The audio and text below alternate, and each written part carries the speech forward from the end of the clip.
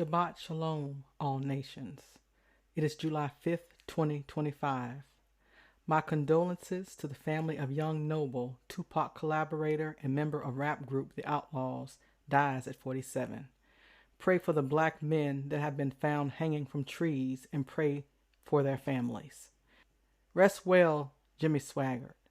American televangelist and pastor, I salute you for your crusades and your service to God through his Christian ministry. I salute American televangelist and Bishop T.D. Jakes for his service to God through his Christian ministry. I will attempt to speak more about that in a few days. Check on the sick and shut in. My heart and prayers penetrate through Texas to the flood victims. 43 that perished and 20 missing. Reach out and see how you can help. When you hurt, I hurt right along with you. When I call on the world to repent, there is love in that word because I care and my heart is pure in that call. Is America really Egypt? God showed Pharaoh a big beautiful bill with 10 plagues. Trump's big beautiful bill passed. I noticed there are cuts to programs for the poor and for older people, but wealthy people are getting the breaks. I got word that you can't pass land to your children unless they have a certain income, and you can't take over $100 from bank without being flagged. Deporting U.S. citizens, mistreating migrants. God flooded alligator Alcatraz. I know that's a sign.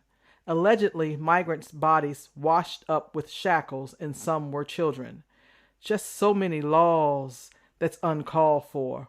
Y'all go look it up. The micromanaging and cruelty and dictatorship happening in America is not what America voted for. Just like how God told Moses to warn Pharaoh, God told me to warn Trump in his first term because he was keeping migrants in cages and God heard migrants' prayers. He read the heartless intent of the American president and saw more than what was reported. So God sent me a dream of pouring rain. When I looked out into my backyard, I saw migrant children that had perished. I looked again, and God's eye filled my whole outside view. I looked into God's eye, and I cried from the pain that I saw.